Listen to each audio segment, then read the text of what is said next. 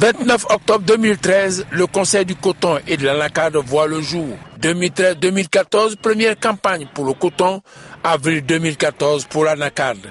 Que retenir après l'an 1 de la réforme? Avant, nous les planteurs, on était un peu découragés parce que l'argent du coton ne donnait pas à temps. Mais actuellement, dans 2 semaines, tu peux avoir ton argent de coton.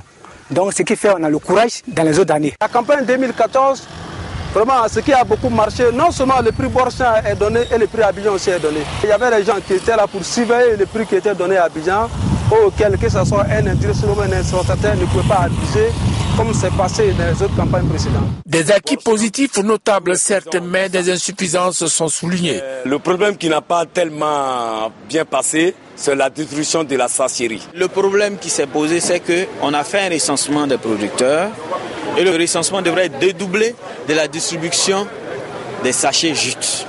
Malheureusement, au moment où on mettait à la disposition des producteurs les sachets, beaucoup avaient déjà commercialisé leurs produits. Que ce soit le coton ou l'anacarde, la productivité est encore faible. Au niveau du coton, on est à 1 tonne 500 en moyenne, alors qu'on peut aller jusqu'à 4 tonnes à l'hectare. Au niveau de l'anacarde, on a 300 kg, alors qu'ailleurs, on fait 2 tonnes.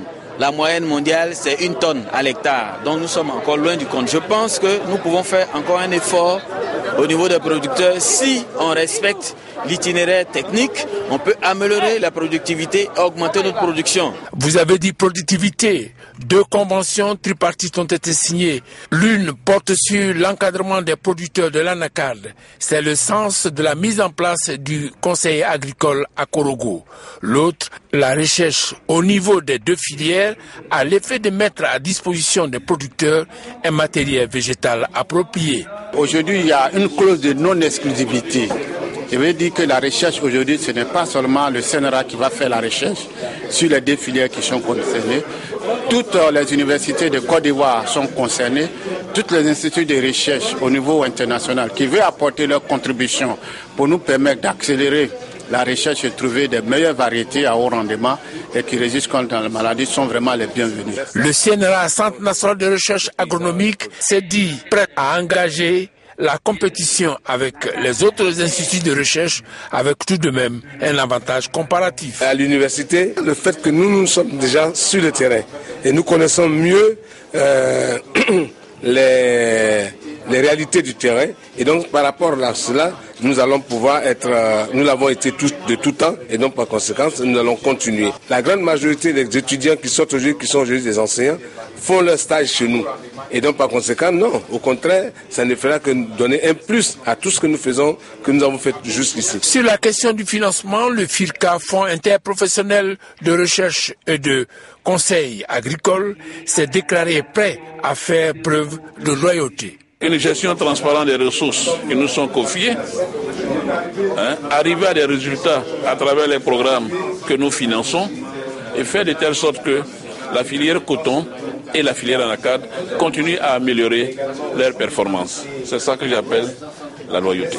L'amélioration de la productivité, certes, mais s'inspirer des expériences des pays voisins peut être d'un apport significatif. C'est le souhait formulé par les producteurs après un séjour au Burkina Faso.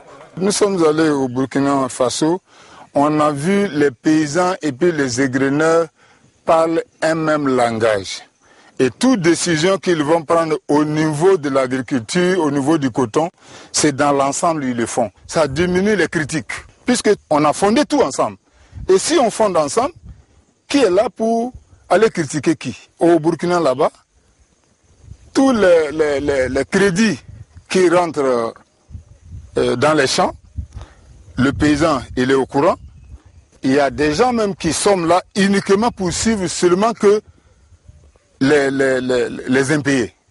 Et nous pensons, nous aussi, s'organiser de telle sorte que ce système des impayés là puisse finir.